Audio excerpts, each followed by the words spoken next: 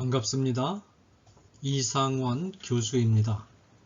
오늘의 주제는 장애인에 대한 하나님의 뜻은 뭔가요? 입니다. 이 주제는 청소년 미래 세대의 고민 1 제1부 천국 지옥 진리 9개 주제 중에서 세 번째 주제입니다. 이런 질문이 제시되었습니다. 저희 교회에 뇌성마비로 움직이지 못하는 아이를 안고 오시는 집사님 부부가 계세요. 아이가 덩치도 커서 무척이나 힘들어 보이세요. 하나님은 왜 그런 아이를 태어나게 하시는 걸까요? 가끔 장애인들을 보면 이해가 안 되고 믿지 않는 친구들이 그런 사람들을 보고 하나님이 뭐 그러냐 라고 물으면 할 말도 없어요. 이 질문에 대한 저의 답변입니다. 오래전으로 기억돼요.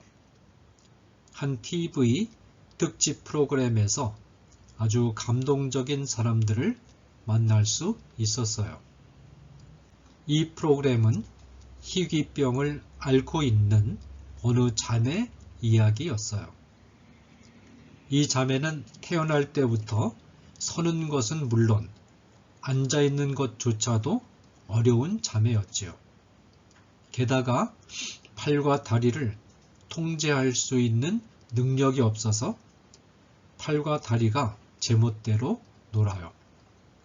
그런데 이 자매는 매우 명랑하고 밝게 지내고 있었고 특히 해맑게 웃는 모습이 천사처럼 예뻤어요. 한 착하고 건강한 청년이 자매에게 반해서 사랑하게 되었어요. 그리고는 이 자매에게 청혼하고 결혼했죠. 그리고 지금까지 어떤 다른 건강한 부부보다도 더 깊이 아껴주고 사랑하면서 행복하게 살고 있어요.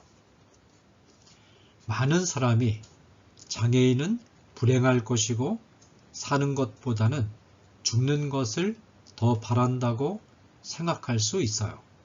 그러나 그것은 매우 잘못된 생각이에요. 대부분 장애인은 장애를 안고 있음에도 불구하고 삶에 애착을 갖고 살고 싶어 해요. 장애 때문에 차라리 죽는 것이 낫겠다고 생각하는 장애인은 거의 없을 거예요. 장애인이 불행하다는 것은 장애인을 바라보는 사람의 생각일 뿐이죠. 그러면 하나님께서 우리 옆에 그런 사람들을 두신 이유는 무엇일까요? 저는 두 가지 이유가 있다고 생각해요. 첫째로 장애인을 대하는 우리의 태도가 이웃에 대한 우리의 사랑이 진정한 것인가의 여부를 보여주는 시금석이 될 수 있어요. 사랑이란 무엇일까요? 기독교에서는 사랑을 아가페라고 하지요. 아가페는 사랑할 만한 조건을 갖추고 있지 못한 사람을 조건을 갖춘 사람인 것처럼 대해주는 태도를 뜻해요. 예를 들어서 얼굴이 아주 많이 못생긴 사람이 있어요. 얼굴이 못생겼으면 좋아하는 마음이 생기지 않는 것이 보통이에요. 아가페는 얼굴이 못생겼는데 마치 얼굴이 정말로 예쁘게 잘생긴 사람처럼 좋아해주고 아껴주는 태도를 말해요. 하나님을 믿는 사람들은 이런 사랑을 해야 해요. 장애인은 어떤 사람인가요? 장애인은 사람이 좋아할 만한 조건을 갖추고 있지 못하죠. 그러나 우리가 장애인을 장애가 하나도 없고 건강하고 매력적인 사람으로 대우하고 좋아해주고 아껴준다면 우리는 훌륭하게 아가페를 실천하는 거예요. 그러나 그들이 좋아할 만한 조건을 갖추고 있지 못하다는 이유로 그들을 외면한다면 우리는 아가페를 실천하지 못하는 것이고 결국 우리는 기독교인의 삶을 살지 못하는 거예요. 여기서 한 걸음 더 나아가서 장애인을 돕는 것은 곧 하나님을 돕는 것이라는 사실을 잊어서는 안 돼요. 마태복음 25장 35절에서 36절을 읽어보면 가난하고 병들고 옥에 갇힌 사람을 돕는 것은 곧 하나님을 돕는 것이라고 예수님은 말씀하세요. 장애인은 가난한 사람이고 병든 사람이고 몸을 뜻대로 움직이지 못하니 옥에 갇힌 것과 다름없는 이웃이에요. 하나님은 장애인의 모습으로 우리에게 나타나셔서 이렇게 호소하세요. 얘들아, 내가 이렇게 힘들고 어렵단다. 그런데 나도 건강한 너희들과 어울려서 함께 생활하고 싶단다. 나를 도와주고 나를 받아들여 줄 수 없겠니? 여러분 가운데 하나님이 이렇게 간절하게 도움을 호소하시는데 도와주지 않을 만큼 강심장을 가진 사람 있으면 나와 보세요. 예수님은 당신의 제자가 되려면 자기 십자가를 지고 나를 따를 것이니라. 마태복음 16장 24절에 라고 말씀하셨어요. 자기 십자가를 외면하고는 예수님의 제자가 될 수 없어요. 내 가족이나 친구 중에 장애인이 있을 때 그를 돕고 진정한 친구가 되어주는 일은 내가 지고 가야 할 십자가예요. 여러분 가운데 장애인을 외면하고 싶어하는 사람이 있을 수 있어요. 왜 장애인을 외면하려고 하는지 그 심리도 알고요. 돕고는 싶은데 그 일이 너무나 엄청나고 큰 노력이 들어가는 일이고 또 장애인의 힘든 삶을 옆에서 보는 마음이 고통스러워서 피하고 싶은 거예요. 그건 여러분의 마음이 약해서 그래요. 아가페 사랑은 세상의 힘들고 거칠고 비참한 현실을 용감하게 대하려는 용기와 의지가 있어야 실천할 수 있어요. 마음을 열고 장애인의 힘든 생활을 있는 그대로 다 받아들이고 내가 할 수 있는 범위 안에서 돕자. 이런 마음을 가져야 해요. 그리고 장애인들이 인간다운 삶을 살아가려고 눈물겨운 노력을 할 때 도와주어야 해요. 왜냐하면 그것이 곧 하나님을 돕는 길이고 하나님이 마련한 시험 문제를 잘 푸는 일이기 때문이에요. 둘째로 장애인을 우리 옆에 두심으로 하나님은 우리가 정말로 하나님을 향한 참된 믿음을 가지고 있는가를 시험하세요. 믿음이란 무엇일까요?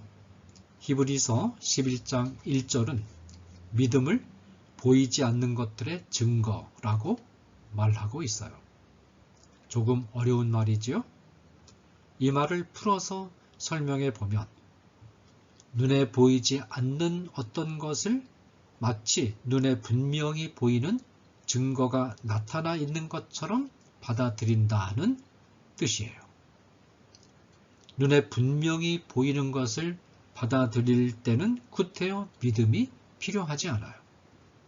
그러나 눈에 보이지 않는 것을 눈에 보이는 것처럼 받아들이려면 상대방에 대한 믿음이 필요해요. 예를 들어서 설명해 볼까요? 강이 있고 여러분은 그 강을 건너야 해요. 이 강은 물이 아주 탁해서 속이 하나도 들여다 보이지 않아요. 그러나 강 위에 눈에 잘 보이는 튼튼한 다리가 세워져 있어요. 이 강바닥 위에 이런 다리가 세워져 있어요. 그렇다면 보이는 다리로 강을 건너가면 가는 것은 아무런 어려움이 없죠. 보이니까 자연스럽게 건너가면 돼요. 그런데 아무리 보아도 강 위에 다리가 없어요. 어떤 사람이 우리 눈에는 보이지 않아도 이 강의 수면 10cm 아래에 아주 튼튼한 다리가 있으니까 안심하고 그 다리를 밟고 강을 건너가라고 말합니다. 이때 강을 건너가려면 무엇이 필요할까요? 그렇게 말하는 사람에 대한 믿음이 필요해요. 그래요. 믿음이란 이성적으로 이해가 되지 않고 경험할 수도 없고 나에게 손해와 고통만이 찾아오는 상황 속에서도 하나님이 선하신 분이심을 끝까지 믿고 하나님 사랑하기를 중단하지 않는 태도를 뜻해요. 장애인 문제도 마찬가지예요. 하나님은 전능하고 선한 분이시고 따라서 인간들에게 항상 좋은 것을 주시는 분이라고 우리는 믿고 있어요. 하나님이 이 세상 사람을 모두 건강하게 만드시고 항상 행복하게 살게 하신다면 세상 사람들은 가만히 내버려 두어도 다 하나님을 믿는다고 말할 거예요. 그러나 하나님이 많은 사람을 장애인으로 태어나게 하시면 그때는 문제가 달라져요. 많은 사람이 하나님의 인품을 의심하고 하나님을 떠날 거예요. 왜 그런가요? 하나님을 향한 참된 믿음이 없기 때문이에요. 여기서 하나님을 향한 진정한 믿음이 있는 사람과 그렇지 못한 사람이 구별되는 거예요. 하나님의 인품을 정말로 신뢰한다면 이 일은 나도 참 이해가 되지 않는 일이야. 그러나 하나님이 이런 일을 하실 때는 내가 모르는 어떤 깊은 이유가 분명히 있을 거야 라고 생각할 거예요. 그러면 하나님을 향한 믿음이 약해지지 않아요. 그래요. 하나님이 우리를 슬픔 속에 밀어넣고 우리에게 고통을 안겨다 주고 우리에게 실패를 안겨다 줄 때도 하나님을 향한 신뢰를 잃지 않는 것이 참된 믿음의 증거예요. 여러분, 진정한 친구는 언제 알 수 있지요? 내가 돈이 있고 건강하고 능력이 있을 때는 내 주변에 있는 사람들이 다 내 친구 같아요. 그러나 내가 돈이 떨어지고 건강을 잃고 능력을 상실하면 어느 순간인가 다 내 곁을 떠나고 말아요. 그러나 그때도 내 곁에 남아서 변함없이 나를 믿어주고 나를 지켜주는 한두 사람이 있어요.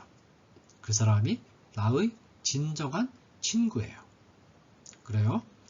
하나님은 장애인을 우리 곁에 두심으로써 정말로 우리에게 하나님을 향한 믿음이 있는지를 시험하시는 거예요. 이런 하나님의 마음을 읽어내고 끝까지 하나님의 진정한 친구로 남는 여러분들이 되기를 간절히 바랍니다. 감사합니다.